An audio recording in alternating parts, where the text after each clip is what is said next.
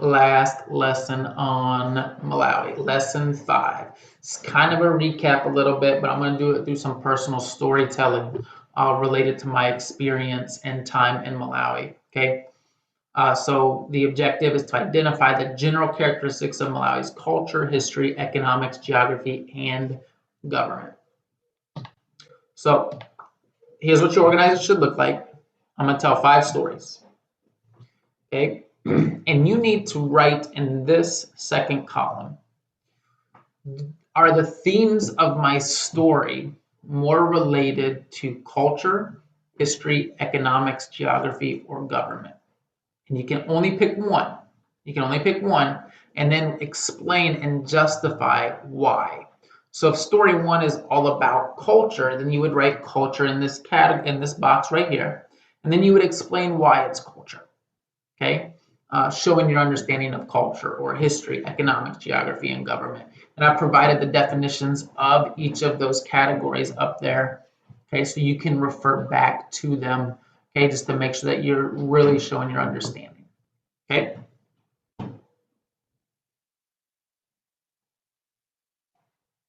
All right. So these pictures represent what I did there. Okay, when I went to Malawi, and again, this is a long, long time ago, much younger, much more active, right? So I went to Malawi 2009 to 2010, okay? And from there, okay, I trained and worked with some young men in the community to be soccer coaches and to use their skills for good to benefit the youth in their communities. All right, so here in top left one, so here's a group in my local community near where I live. We played on this dirt field every day at 5 a.m. Everybody get up in the morning, the sun would come up, we'd all get up with the sun, we'd all walk up to the top of the hill and play soccer up there all together. Okay, that's that picture here. And then these are these were my brothers while I was there. Okay. All right. I worked with those gentlemen to train them to be coaches in their communities and to use soccer to help the children in the communities live healthier, more vibrant lives, valuing, through education and health and just kind of making great decisions. So that's kind of what I did there. Here I'm just running a training session with those coaches that they then would replicate in their communities.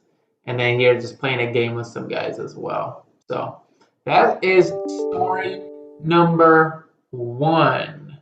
That is story number 1. So at this point, go ahead and write down, look in your notebook, page 90. Okay, page 90.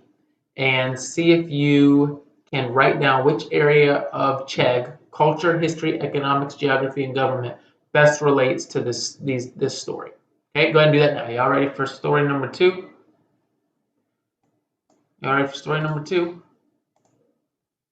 All right, here we go. Story number 2. All right, so one of the things that I did while I was there, we went and visited, if y'all remember the Village Schoolhouse project from last year, that was built in Gadi Village, okay, or near Gadi Village, between a couple villages. And these are some pictures of Gadi Village. So I obviously have some of the children here, but you have some. When we were there, they would host and they would try and spoil the guests. That's just part of the. I'm not gonna say the word because that kind of gives it away. But that's just part of the vibe of Malawi, the warm heart of Africa.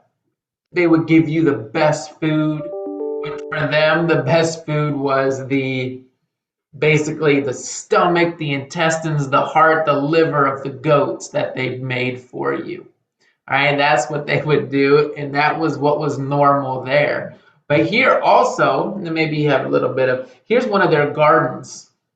All right, now again, if you remember in Malawi, there's a wet and a dry season. So part of the time in Malawi, you can't grow anything, okay, because it won't rain. That's just the reality. And that first rain that comes, it's like a massive celebration. It's like Christmas. okay, because the rains finally come and you can finally grow things. And it's crazy that I remember the first rain.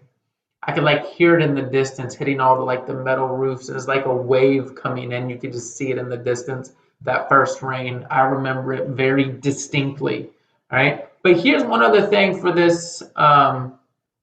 Here's one other thing. Right here, this green area, okay, that's water in this concrete tank, like a swimming pool. All right. So this concrete tank, okay, is filled with water that is pumped from a well by a solar powered pump. So there's a solar powered pump in Gotti Village that pumps water from the well under the ground. Because there's water under the ground.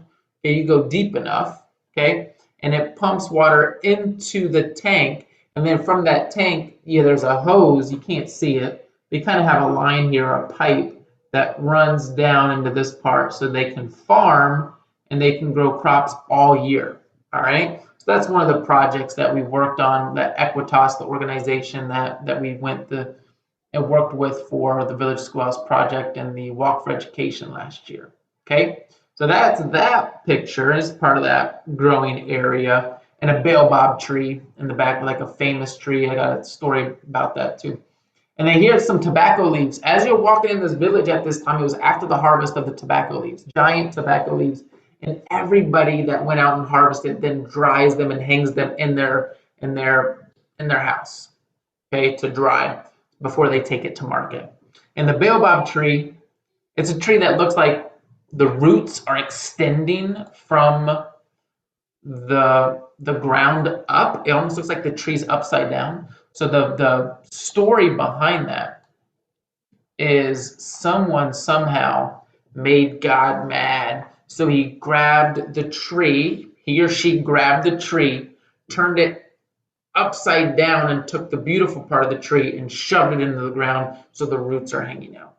It's kind of like this folklore, this story, and this story and kind of the ancient traditions of the baobab tree.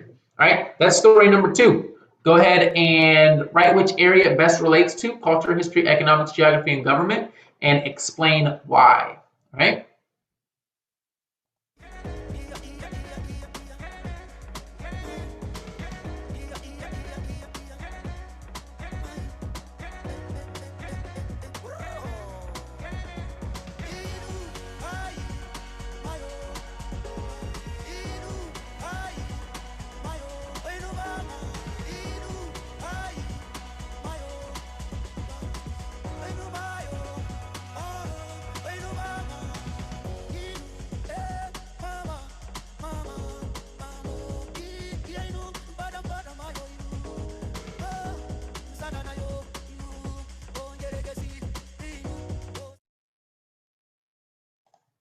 All right, I do want to get through as many as I can, but let's take a look here. All right, so some of these were while I was on like a traditional safari, right? So sometimes in sub-Saharan Africa, there are these businesses, these organizations, these companies that will take people around this area where you can see wildlife in its natural habitat. All right. So like the alligator, I forget when we saw the alligator. I don't think that was on the safari.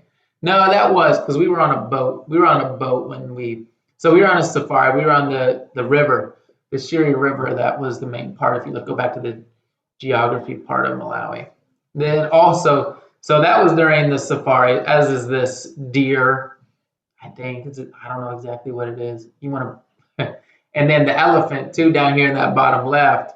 Okay, there's this region of Malawi where you can go, and you literally had we stayed in this like tent thing, and in the middle of the night, elephants are walking past our tent.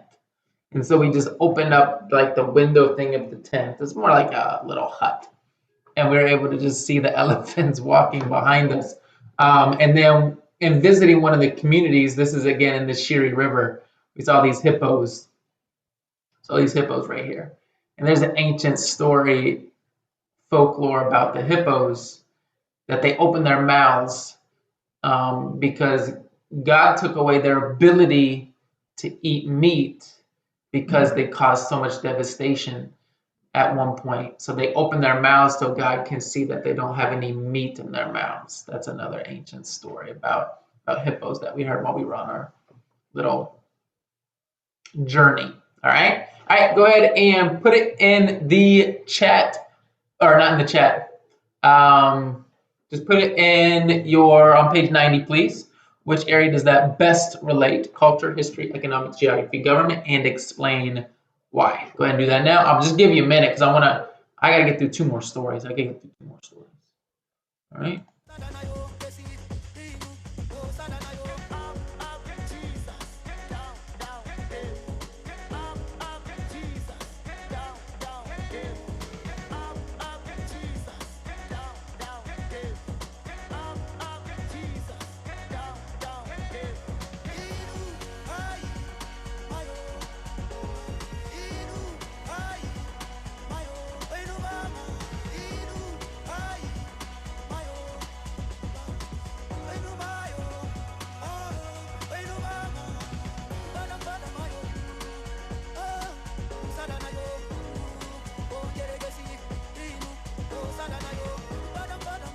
All right, here we go. This one. I got some stories. All right, so I don't know if I can get through this, but in the middle are two of my favorite people, Faustins and Esnen Tolo. It's a duck, not a chicken, but yes. Rest in peace. All right, so Faustins and Esnen Tolo. My wife and I, we went there to stay with them. We went there to stay with them for a week or so, or maybe a little longer in the village down in southern part of Malawi, where no, it was actually a little bit northeast, but it was down off of the mountain near one of the rivers, so it's much hotter there. So if you take a look, okay, this is the room that we stayed in their house. They had a two-bedroom house, okay, two-bedroom house. Bathrooms outside, you prepare food outside. Really, it's just a living room and two bedrooms. And from there, that's where we stayed. There was one window about this big in the house, about the size of a book. All right, and it was really high up. And we're sleeping on a mattress. You see the blue thing there on the top right is our mosquito net that we. There's kind of all our bags that we have for the travel. So this was quite the experience. This is quite the experience. So while we were staying in that room, one, it was incredibly hot. It was like 100 degrees, over 90 degrees every day and almost night. Okay? All right? And you don't have any airflow. So we slept absolutely terrible while we were there. But we went to the market. One thing we did, we went to the market. We got some fish. We bought some fish, some chamba from the market that they got out of the river. Yeah, this is like 12 years ago. And they put reeds of grass through the gills and then through the mouth of the fish. So you tie it together and then you carry the fish, okay, on the reeds with the reeds of the grass. So it's actually pretty cool. So we bought some fish from the market. We bought a duck that through the village experience, my wife had to kill and did. And then we prepared that duck. And I'll tell you what though, as terrible as that kind of like the preparation was, it was really good. It was really, really good. One of the better meals I've had in my life just because it was good. I'll just leave it at that. All right, here we are. We are riding a bike we took like an Umtolo, like a van to this area, and then we hop on a bike taxi. All right, and they take you to where you go. So they took us to the village. And then here I am playing Bow, which is this amazing game I love to play. It's almost like Mancala. It's very similar to Mancala with the kids there nearby where Faustins and Esnet live. So that's part of the story. So, but let me tell you about this fish. So we prepared that fish, and it was really good. It was really good. It was really good day one. All right, day one. But let me tell you a story. We didn't eat all the fish on day one, and you don't waste food in Malawi. So guess what? That fish showed up day two and day three. And they don't have refrigerators. So day 1, day 2, day 3, that fish kept coming out for us to eat for our meals. All right. So that was crazy. Another thing, while we're sleeping in that area, the door's closed, but it's so hot that we opened the door. Okay. One, we asked Foston and Esmond if we could sleep outside because it was so hot. And they said we couldn't because it was too dangerous. Okay. But two, so we opened the door of where we're sleeping. And I heard something. So we had a flashlight because they don't have lights in the house. No lights in the house. No electricity. And I turn on the flashlight and shine it outside the door. And the only thing I see are 6 rat eyes looking right back at me because they were coming in to the water supply and the food. And then at one point, one of them was in the water that we were supposed to be drinking.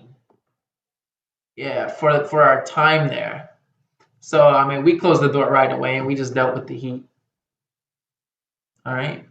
But that's my next story. So, I got one more story. So go ahead and put what area of Chegg, whatever part of that story best relates and why. And then we'll move on to story number 5. And yes, that is me. My hair is actually short there. If you go back to this one, let's go back.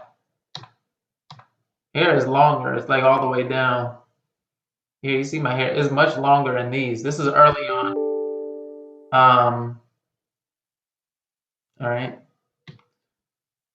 Number 2 is just about going to Gotti Village and spending some time there.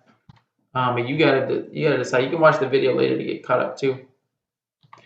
All right. So my hair is shorter there.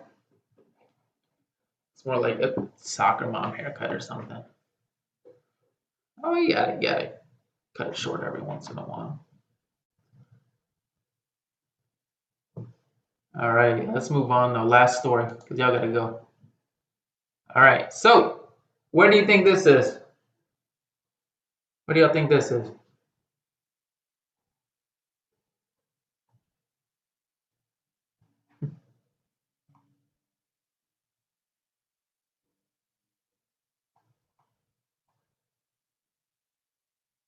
Let's see what y'all got. Y'all figured out? Y'all put in there? Yeah, there you go. Lake Malawi. Lake Malawi. This is a completely different place. You got these. All right, look at these homes, these huts over here. This village. Okay, literally on the lake. Obviously, absolutely beautiful. Okay, you got these homemade like boats. All right, the kids there, everyone's always all swimming in the lake, jumping off their boats. These right here is where they put all the fish that they catch to dry out. Okay, usipa is what they call it. Okay, now here's actually an eagle that when we went on a boat, the guy that was on the boat, he had fish with him, and he would whistle, and the eagles would fly down, and he would throw the fish to the eagles. So it's almost like they were putting on a show. So that's a little bit of what happened there. And again, this is where I did swim in there, got sick, got that parasite that seeps through your skin somehow, gets into your bloodstream. Bilharzia, I told you about that, right? But nonetheless, that's it. A little bit of the story there. Completely different way of life based on fishing and selling the fish. All right, but that's just kind of a little bit absolutely stunning and beautiful, and mountains nearby as well.